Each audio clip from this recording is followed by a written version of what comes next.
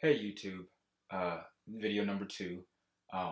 Trying to go ahead and knock as many of these out of the way as I can in one sitting. I hope I was very clear in the last video, understanding the basics and scale degrees. Again, please let me know how the pacing of everything is. And I want to reiterate, this is in no way a quick fix. The best way to get these things understood is just to practice them. There's no easy way. So I don't know how to take what I'm saying and make it even more simple. These are just the basic rudiments. And so again, having an understanding of keys and the scales of those keys is very necessary. That being said, I'm going to assume, and I know that's a big assumption, that if you're watching this video, that then you understand the concepts of keys and the major scale, and how that we use the major scale to derive our keys, and then the concepts of scale degrees and understanding which note is what scale degree and in what key. All of that being said, we're going to move on and we're going to talk about chords.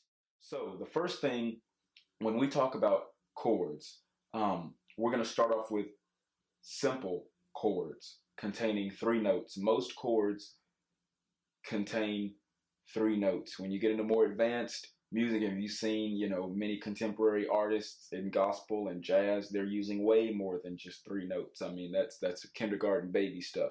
But we're going to, again, start small. 3-note chords are called triads.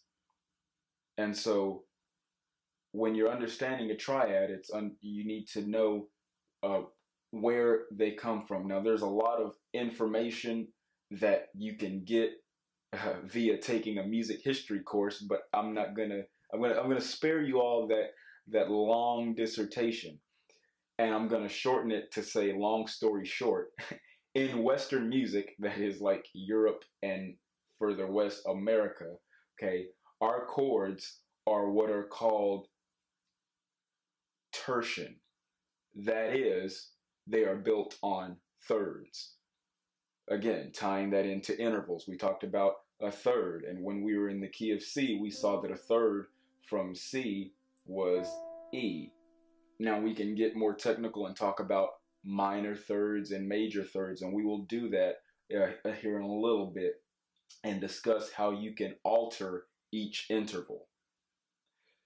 Now, chords are typically built on thirds. You can alter them and change them, but we're talking basic. So if we're in the key of C, which we saw was pretty easy because there's no sharps or flats, we're going to start with C. And if we build a triad on thirds, we'll have E, and then a third from E is G. There. And this is why, if you remember in the last video, I talked about why we only go up to, in those chords, you basically just go up to the 13th. The reason that the highest number you'll see in chords is 13 is because, again, it's built on that tertian harmony, that going up in thirds. And so if I start on C, the highest I can go, that's a third, 5th, 7th, 9th, 11th, 13th. That's the highest I can go before I'm back at C. And that's why the highest number that you'll see after a chord, if you're ever looking at, chord sheets and stuff, that the reason, if it's a 13, you'll never see a 14 or a 12. That won't happen because since chords are built on tertian harmony, they're writing those chords out accordingly. No pun intended on that. So anyways, we're just dealing with basic simple triads. Now, this is a C major chord. And the reason it's called a C major chord is because from C to G, we have our fifth, and it's not just a fifth, but it's what's called a perfect fifth. Again, I'm going to spare you music history, seminars, and dissertations, and just take what I say to the bank, okay? In any given key, the fourth scale degree, we're gonna stay with the key of C. In any given key, the fourth scale degree and the fifth scale degree and the octave are what are called perfect intervals. Now, I waited till now to bring this into play rather than bring it in at the very beginning when I discussed intervals, because I didn't want to confuse. But since we're at the point now we kind of have to discuss it, I need to bring it up. So, C to F, we're in the key of C. C to F is a perfect fourth. C to G is a perfect fifth. And then we have our octave, which is a perfect octave. So, in order to build a major, in any key, in order to build a major chord, you need a perfect fifth from your starting note, and you need a major third. The reason that this is a major third, it's a third apart from C, but it's also 1, 2, 3, 4. It's 4 half steps from C. That's what makes it a major third. If it's 3 half steps, if this third was 3 half steps, then it would be a minor chord. I'm going to go ahead and switch this over because I really don't want to confuse at this point in the game with all these sharps and flats, and I'm just going to go to normal here. So C, E flat, again E down a half step, and G would be a minor chord. This would be a major chord, okay? That's what makes the difference between major and minor. It's not because they didn't have anything else to do, it's because of the third that is in between, in the middle of that chord. It's either going to be a major third, which makes it a major chord, or it's going to be a minor third, which makes it a minor chord, okay? We're just dealing with simple triad. Most people are understanding of major and minor chords, but they don't know why they're called major and minor. So that's why. So you say, well, if the third can be major or minor, then what about all the other intervals? Can they be major or minor? Let's discuss that. So in discussing whether other intervals in the scale can be altered, let's look at that. And I want to pause here and insert, and I'm sorry to do that and be so sporadic with pausing and inserting information. When I say a major interval, I'm sure there are tons of explanations that other people might use as to why they're called major intervals. I'm going to simplify it the best way I know how. If you're in a key, again, we're taking the key of C. If the note that you are playing is a note that is in the key, here's a fancy word for you, it's diatonic to that key. In other words, that note is found in that scale, then it is a major, it will be a major interval or perfect. If it is not found in that key, it will not be major or perfect. It will be minor, or as we'll find out, diminished or augmented. Okay. So let me go back and let's discuss what I just said. So here we are in the key of C, no sharps or flats. And so we have C to D. D is in the key of C. So that's a note that's in the key of C. But this D flat, and I know it's going to say C sharp, bear with me. If we lowered D a half step, it would be a D flat, and we already discussed enharmonic, so that C sharp shouldn't throw you. This would be a major second because D is in the key of C. But D flat is not. This would be a minor second. Okay? E is in the key of C. We discussed that. That'd be a major third. E flat is not in the key. It'd be a minor third. F is in the key of C. This is a perfect. Okay, again, notice the difference. There's no major, fourth, fifth, or octave. Those are perfect. I'm not going to go into the reason why. It has to do with the ratios of their harmonic frequencies, blah, blah, blah. Okay, C to F is a perfect fourth. if we were to make this, and bear with me here, if we were to make this F flat in harmonic with E, it would be a diminished fourth. Okay? Perfect intervals, when you make them smaller, they don't become minor, they become diminished. When you make them bigger, they don't become major, they become augmented. Okay? Keep that in mind. So C to F is a perfect fourth. This would be a diminished fourth. If we raised it, it'd be an augmented fourth. C to G, perfect fifth. If we lowered it, diminished fifth. Or if we raised it, augmented fifth. C to A, major sixth, because A is in the key of C. If we lowered A a half step, that'd be a minor sixth. Or if we raised it a half step, then that would be augmented sixth. And then if we had C to B, that'd be a major seventh, minor seventh. Okay? So when you're lowering things as far as intervals, the first step is often going to be, it's going to start out as a major interval, and then it's going to go to minor, and then if you keep going down, if you're able to, keep going down, it'll be diminished. I mean, we can stay here forever on intervals and how we can alter them and have this be a major third, a minor third, and if that was E double flat, then it could be a diminished third, but you're not going to see that. So I'm trying to stick with stuff you're going to typically see. I know there are going to be people out there, well, what about this? I'm trying to keep this as simple and basic as possible. So a perfect fifth and the major third makes it major. Okay. Same thing with F. If we have a perfect fifth and a major third, makes it major. Okay. G, B, and D, we have a perfect fifth and our major third in the middle, it's going to be major. Okay. We could do this with E flat, B flat, that's our perfect fifth. Our 4 half steps makes that a major third. Okay. That's basically how we get our triads. And you can do the same thing with minor. And go through and build those chords that way. That's where you get your major and your minor chords from. I hope that helps.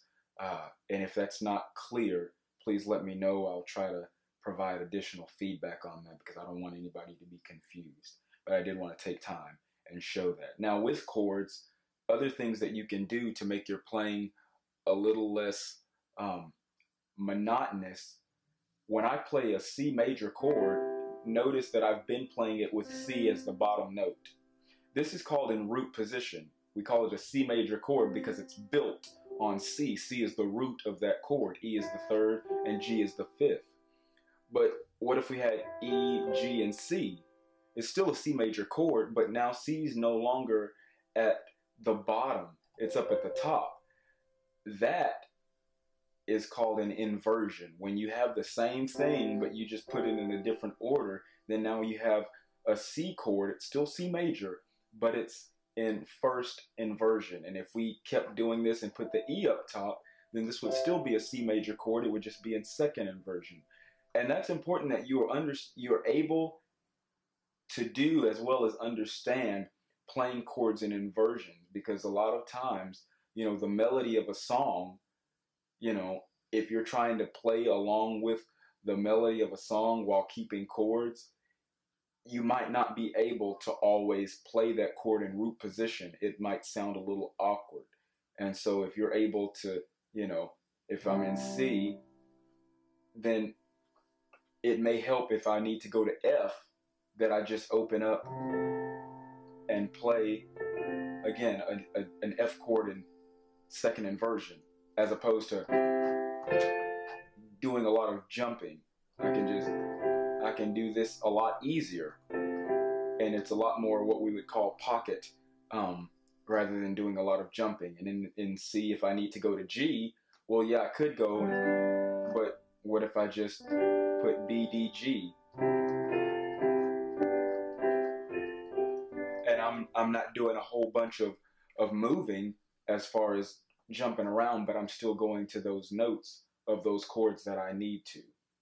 Just a little food for thought. Those are inversions. Now, I want to tackle the basic number system. When I say the basic number system, what I basically mean is chords that are built on scale degrees of a given key. I'm going to be doing a lot of working with C. I hope that doesn't get monotonous, and I apologize if it does. So we're going to take the key of C, and I may go to maybe a few other keys just to show you. A lot of people use the number system and they don't use it the right way, and I'm not a huge fan of the number system, but because it's so prevalent, especially in contemporary music and gospel musicians, I just felt it necessary to include. The reason that I don't like the number system, I don't feel that it benefits everybody in the band. And I feel like if you understand the number system thoroughly, then you don't need it.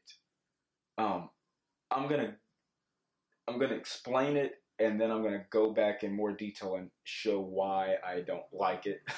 And this isn't gonna be a soapbox thing of me like blaring down the number system. I do use it with different, in different settings. And if you just need to make it through a song, sometimes you just got to make it through the song and you don't know it, or you have a, maybe a guitarist or a bass player that doesn't know it, and you can flash, the numbers. What I typically use is 1, 2, 3, 4, 5, and then I use 6 and 7, because if I'm playing, I only have one hand that's free. So 1, 2, 3, 4, 5, and then 6 and 7.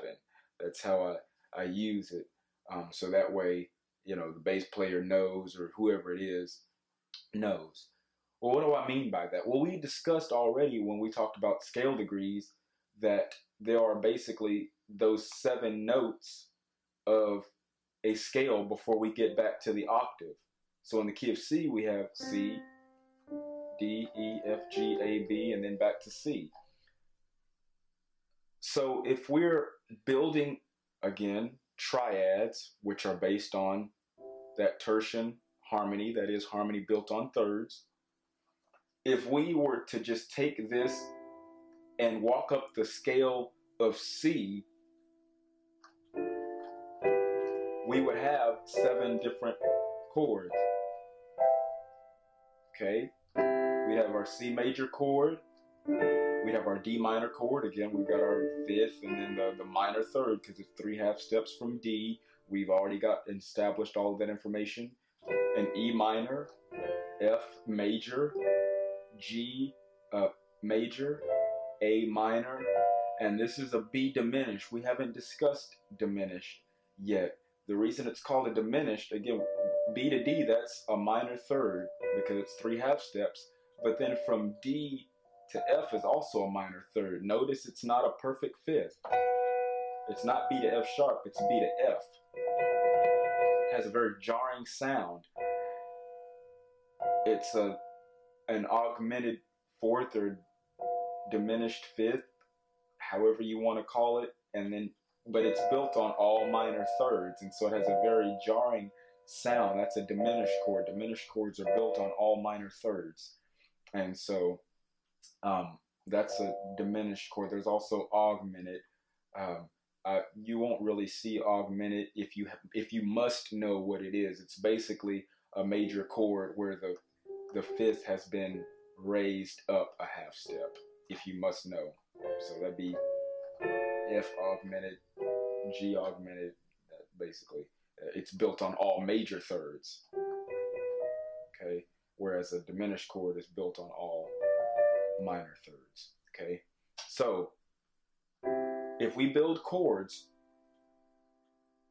in the key of C, on all the 7 scale degrees, we'll have a major chord, a minor chord, major, major, minor, diminished. One more time.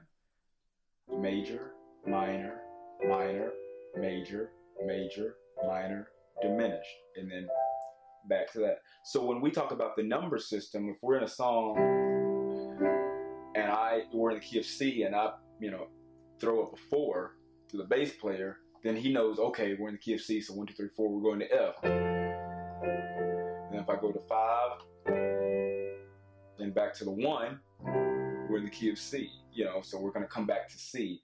That's our 1. And that's basically, where we derive that.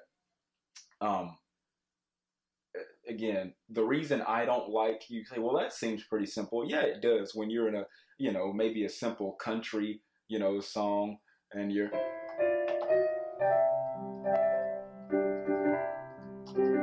4, 5, and back to the 1. You can do stuff like that. That's pretty simple. If a person doesn't know. But when you get into things that are a little bit more complex, then the number system doesn't account for that. And if you're in the key of C, well, what if the person that wrote the song throws in something that's not in there, like an A flat? How do you sign flat 6? The number system is universal to a point, and the way that people use it isn't the technical way that the number system was established. If you really are interested, the number system actually preceded chord charts. We actually used, but they were Roman numerals and they were written the right way.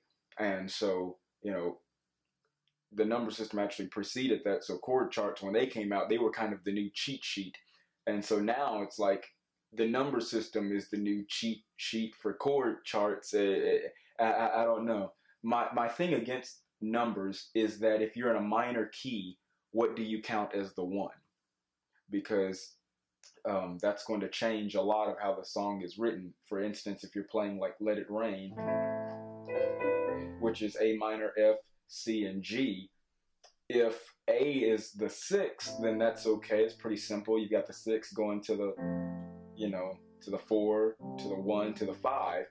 But if you call all minor keys the 1, then this is going to be the 1 with the flat 6, and this is going to be the 3, and this is going to be the 7. You see how it can get a little bit cumbersome. My thing has always been the number system mostly benefits bass players because they're playing one note at a time.